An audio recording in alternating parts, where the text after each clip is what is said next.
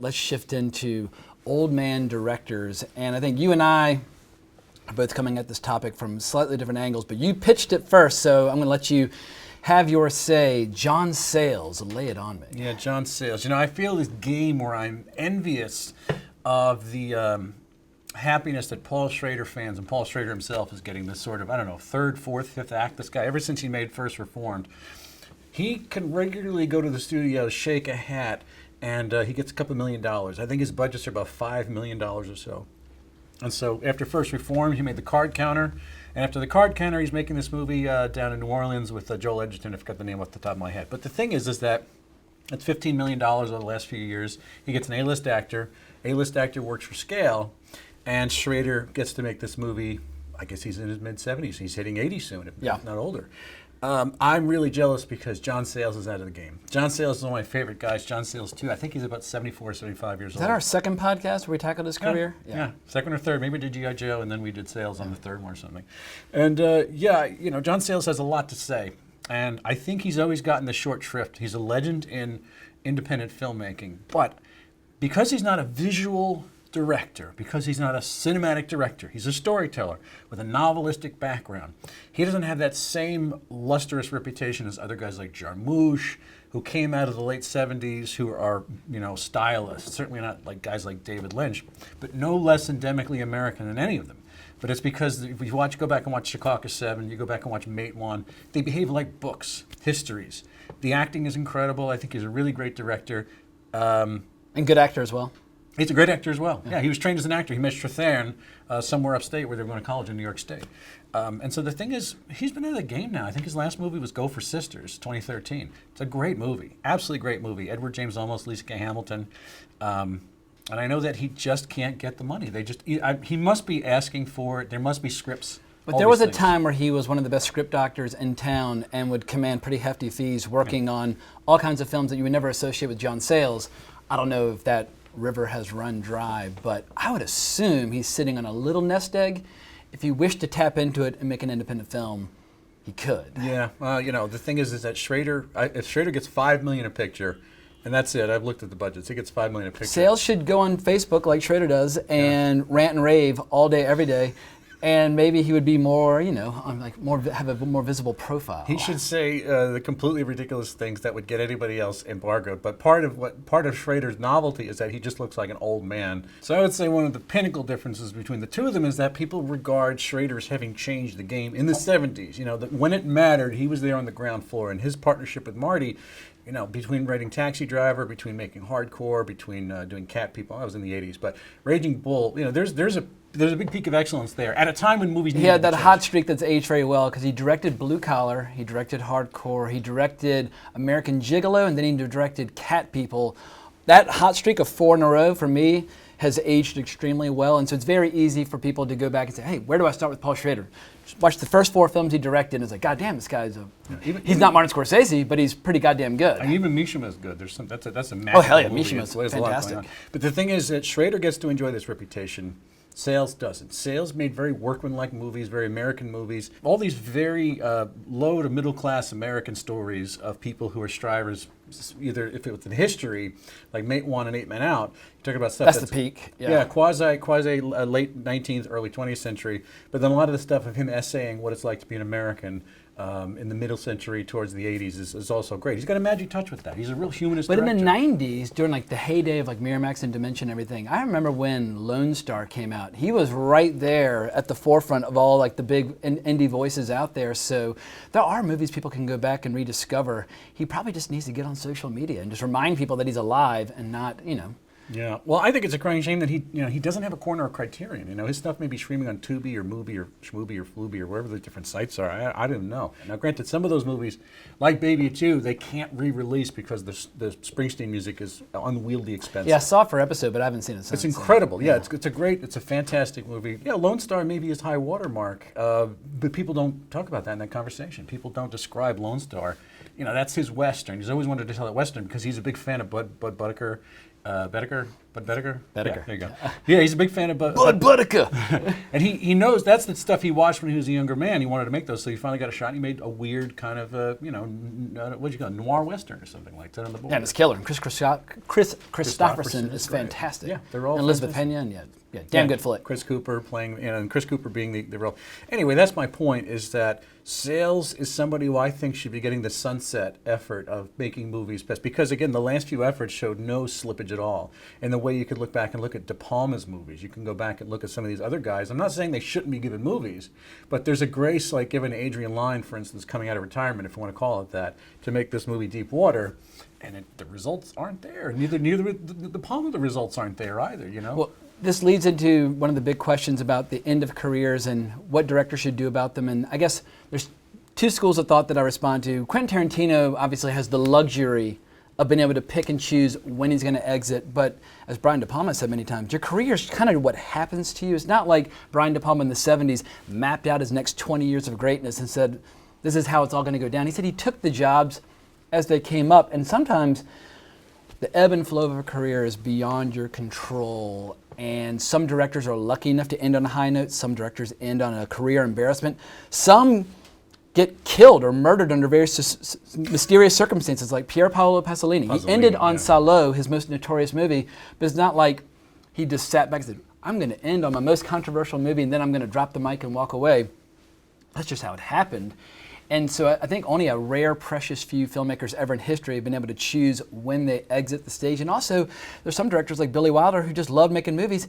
He didn't care if the movies were good or bad. He just loved being on the set, loved staying active. That was just the world in which he operates. And I think that's why you see Ridley Scott in his 80s still making movies. Clint Eastwood in his 90s still making movies. But if you were to think of directors who have either ruined themselves or raised kind of like their stock price with their final films, can you think of great examples where a director either finished strong or finished in such a way where you kind of calls the whole career into question? The magical mystery of Orson Welles, and how he landed these two films which came out 80 years apart from one another, like F for Fake and Other Side of the Wind. Incredible movies. I still regard Other Side of the Wind as unfinished, so for me, F for Fake is the last movie. Okay, but all right, let's say if F for Fake is the last movie, there's actually a scene in F for Fake where he's ordering but he wasn't that old. He was like early 50s. Kevin could probably confirm, but he wasn't that old. No. It wasn't like he was 85 and walking, kind of doddering onto the set. It just happened that way. Bob Altman continued to work too. Bob Altman had no weak spots. Some of his movies were better than others. He got started late. I think MASH was in the early 40s. Yeah, and he'd done a shitload of TV before that too. No, there's very few directors you can say, well, every single time, Billy Wilder, every single time he set out to do something, he did something. Maybe some movies are stronger than others, but there's no weak spots in there. Well, you're being very generous. I love Billy Wilder, but everybody's got some turkeys. But he's a one of a kind, presence in film. This thing, it's like even as bad as a Hitchcock movie is, it's so bad you can't watch it or don't want to watch it again. There's some definitely Torn Curtain. Family Plot's not that great, but you get my point. I liked watching Family Plot. There's definitely something interesting about it. I don't know. What would you say? Who was on your list? Directors who have finished strong. There are very few who start and end strong, but Louis Buñuel. I mean, it starts with Chien Andalou in the late 20s and then ends with That Obscure Object of Desire in the late 70s. It's like, oh shit, well, that's 50 years that's like of really good filmmaking. Phases of filmmaking. Yeah, there are very few directors you can count on one hand who have 50 years of greatness. Bergman would be one of them. But other directors who have finished strong, like J. Lee Thompson, this is obviously not on the level of Buñuel, but he finished with Kinjite, which is this wildly, almost kind of ghastly, grotesque exploitation film with Charles Bronson, but it's a fucking blast to watch. I love this. You brought this to my attention. I love the fact that J. Lee Thompson, he directed my favorite Planet of the Apes movie too. And Cape Fear and a bunch of cool stuff. So, J. Lee Thompson is fantastic, but there are a handful of directors who do finish strong. Obviously, Orson Welles with F for Fake. But in terms of directors who just ruin their reputations, Brian De Palma might be the poster child for a director where he obviously loves making movies, but maybe he should have taken a step back after Femme Fatale. That would have been a perfectly fine time to exit center stage. Snake Eyes, I think, is a superior, unheralded effort. Snake Eyes is so much better than people give it credit. I need the Rebecca Romaine striptease. Okay, all right. My life would be diminished without it. And the guy we both agree on is Paul Verhoeven. And talk about somebody who went through 30,000 iterations of his career, reinventing himself each time into a different kind of director. TV in the late 60s with Flores, to his early Dutch period in the 70s, which was magical. His kick-ass Hollywood period which is still, those are some of my favorite Hollywood movies ever. And now he's having his third act in Europe with Black Book. Tricked, was that the short that he made? And followed by Elle, which was dynamite. And now Benedetta.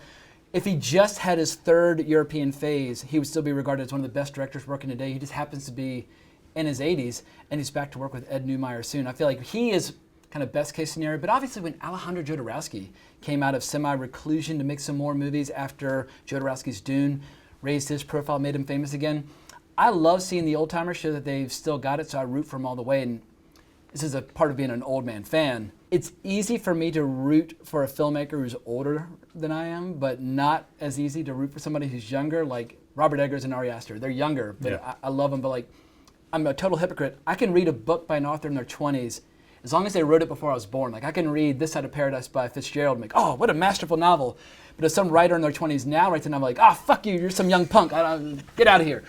Which is a total, contradiction, but that's just the way like old man fan brain operates. So it's easier for me to watch a director in their 70s, 80s, and 90s who I've loved in the past, but some of them do make a complete spectacle of themselves. But we also notice that this business treats people so terribly, and there is an expiry date on everybody. Women hit it when they're 40, but a director especially... Unless you're Claire Denis. Claire Denis in her 70s. And it's easy to get behind a director who is still staying in the game in their 70s and isn't just taking like, I'm directing Jag. A lot of these guys go to TV because there has been a lot of TV now for like 25 years, and now there's even more TV with all the streaming. So you need a lot of people to run a lot of cameras, and they're just essentially journeymen who hang out in Los Angeles. Who's somebody who's seemed old for a long time but just refuses to die? Like somebody like Carradine Stanton, who looked 90 his entire life, going back to like the earliest days. But Bob Altman did too. Bob Altman looked. If you look at him on the set of McCabe and Mrs. Miller, he already looks like a fat old man. We were thwarted Monte Hellman after the movie Iguana, which came out in '86. Now, I saw that movie because Pure Cinema Podcast talked about it because it was Monte Hellman's last movie. And it was, they took it away from him. It was sort of a disaster. He produced Reservoir Dogs, and he stayed in the game. He stayed in the game, but he didn't get the shot, of making his own films anymore. And he was a guy who clearly had a lot. He changed, in his own way, he changed cinema because he was there at the 70s. Well, in the late 60s, he had a chance to make a movie for Roger Corman. He ran out to the desert with Jack Nicholson and Warren Oates. And they just took the budget for one film, and instead they shot two, which is how you get The Shootist and Ride the Whirlwind. Is it the shooting or the shootist? I think it's the shooting. The shooting and Ride the Whirlwind.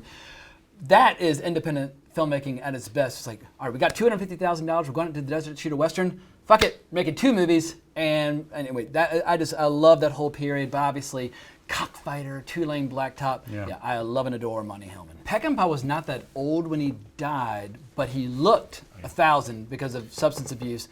But I read a great biography. It was either Bloody Sam by Marshall Fine, or maybe it was one of Paul Sedor's books on him, but he was lamenting toward the end of his life, my final movie was only a few minutes long because he shot a Julian Lennon music video. From Velote, yeah. And the Osterman Weekend, when you watch it now, if it had been directed by anybody other than Sam Peckinpah, hey, it's a pretty cool early 80s action movie, fine. But when you watch it, like, wait, Sam Peckinpah directed this? Like, you're kidding me. But he had done Convoy, which saw, the trucker craze of the late 70s is a topic unto itself, whether you're talking Smokey and the Bandit or its millions of imitators. But Convoy is a blast, and it had a hit theme song. It's got Ally McGraw and Chris Christopherson. Ernest Borgnine. That's how I discovered it. Pan and Scan on HBO. Peckinpah had a lot of demons. He loved this. Vodka was more his thing.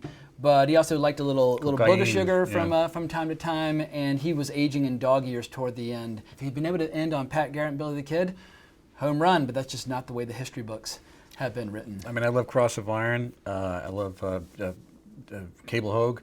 He's one of the poster children for that guy who came up with the hard edge thing, honing his act through TV, making some of these hard-hitting things, but always... like the Rifleman's Killer Show. Always had an antagonistic relationship with studio brass. He never, ever didn't really work well. And he would create it if it wasn't there. I was able to find one or two interviews where David Warner discusses working with Peckinpah.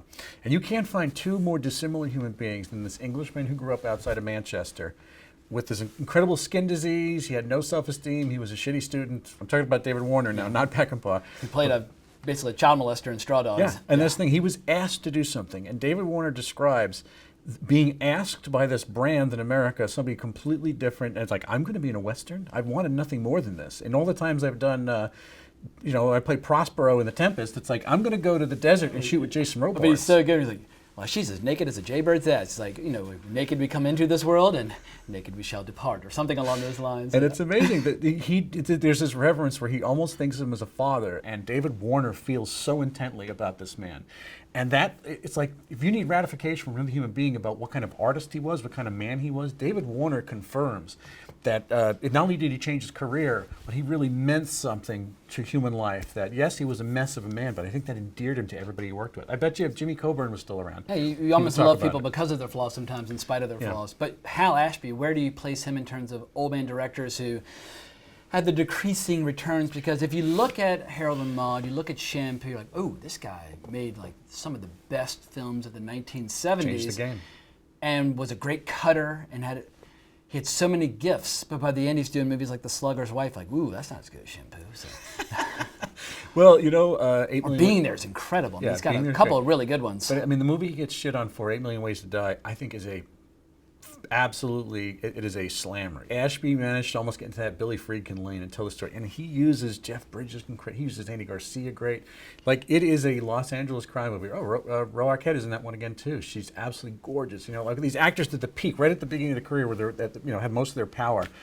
And, one thing Ashby knew was Los Angeles, I think. And so he was able to be a bard, an essayist of Los Angeles in such an incredible way. Does he qualify as an old man director? I think he died like at 60 as well. 65, his liver, Like, what is the cutoff point to be an old man director? I don't know. Well, I think, or do you have to just look 1,000? His insides look like Harry Dean's neck. Yeah. How about that? How about a guy like McTiernan who pissed away the last few years of his career before he went to the slammer for tax evasion or horror? I don't know what the hell he went away for. Something really stupid. Yeah, I can't remember why he went. I did a podcast on him, but once I move on to the next one, I kind of flush out all the old knowledge and replace it with the new. He was like espionage or something like that, where he got thrown away. But it's like, oh, that's taxes are optional. Yeah, well, he should have had another act, and it's like that's a man who defined the techno thriller of the late. Yeah, he made my favorite action movie of the '80s, Predator. He made like 3 of my favorite action movies: Die Hard, Predator, and Red October.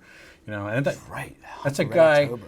McTiernan was a guy, among all the weirdest origin stories, he was a theater director from local rep in San Diego. Yeah, he was good with actors. He wasn't an action guy at all. He jumped into acting. It's like, somebody's not going to jump from Beetlejuice the musical on Broadway right now to making Predator. It's just not going to happen. They don't find those guys. And every person in Predator, they do the best work they ever did. But I guess, old man directors.